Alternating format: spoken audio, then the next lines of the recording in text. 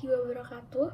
Perkenalkan, saya Suci Ajahra. Saya dari Program Studi Administrasi Publik Universitas Muhammadiyah Sukabumi.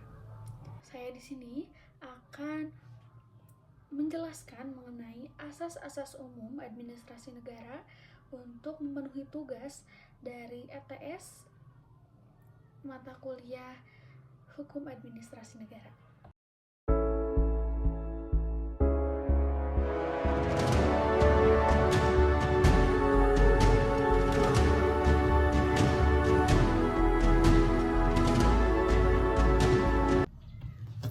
Administrasi negara adalah proses penyelenggaraan pemerintahan yang dilakukan oleh aparatur negara demi tercapainya tujuan negara.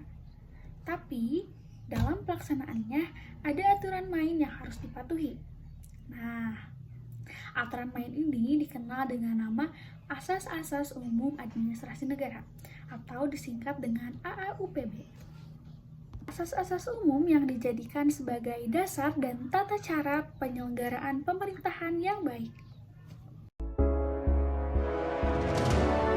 Sejarah terbentuknya AUPB ini pertama kali berkembang di Belanda pasca Perang Dunia Kedua yang dibentuk Komisi de Monti untuk melindungi warga dari tindakan sewenang-wenang pemerintah.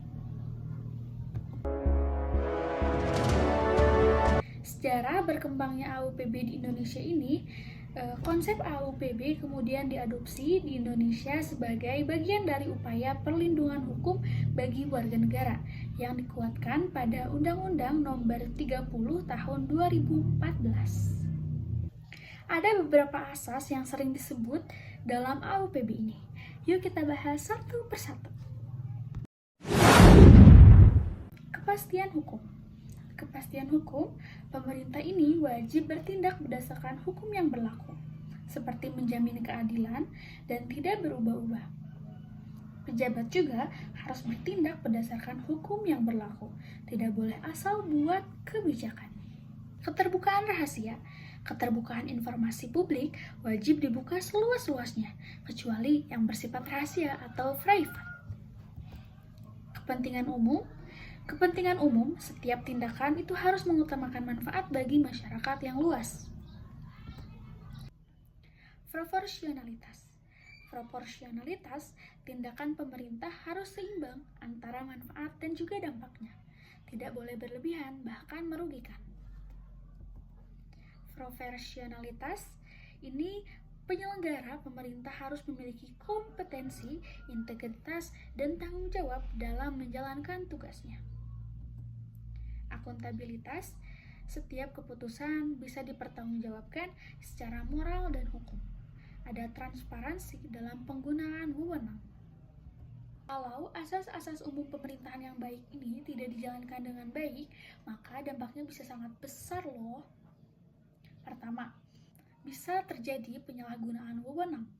Jadi, pejabat ini bisa bertindak semaunya, bahkan mencari keuntungan pribadi dari jabatannya ia pegang. Ini yang membuka jalan bagi korupsi, kolusi, dan nepotisme.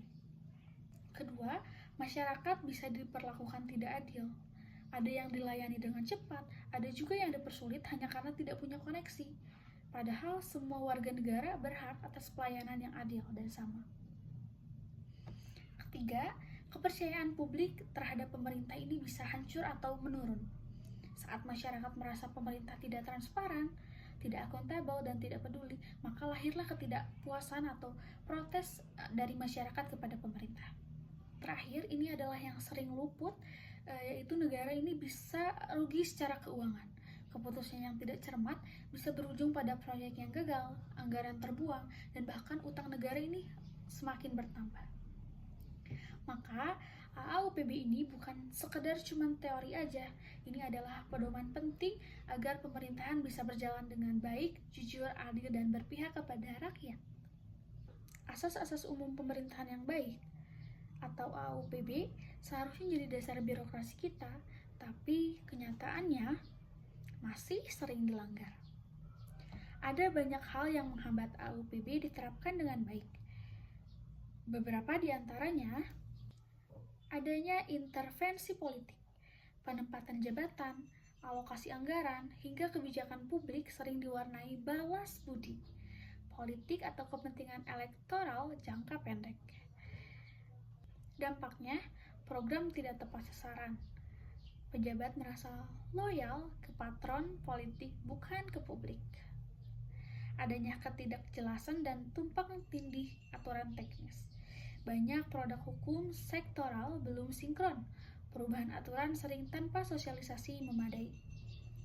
Yang berdampak, jadi petugas bingung, pelayanannya juga ragu-ragu, dan prinsip kepastian hukum dan akuntabilitas ini terganggu. Tapi jangan cuma menyalahkan pemerintah saja, kita sebagai masyarakat juga mempunyai peran penting dalam menegakkan AUPB ini. Peran masyarakat dalam menegakkan AUPB ini seperti mengawasi kinerja pemerintah. Masyarakat jangan diam kalau ada pelayanan yang buruk, pungli, atau kebijakan yang merugikan publik. Itu harus segera dilaporkan oleh masyarakat kepada pihak yang berwenang. Bukti dan suara kita bisa jadi perubahan bagi kita semua. Masyarakat juga dapat terlibat dalam proses demokrasi, ikut dalam musyawarah, pemilu, atau diskusi publik. Ini semua bagian dari kontrol masyarakat. Masyarakat menjadi agen etika dan keadilan. Kita harus jadi teladan juga, gak minta jalur belakang, gak kasih uang pelicin. Pemerintah yang baik hanya bisa lahir dari birokrasi yang diawasi oleh hukum, oleh lembaga, dan oleh rakyat.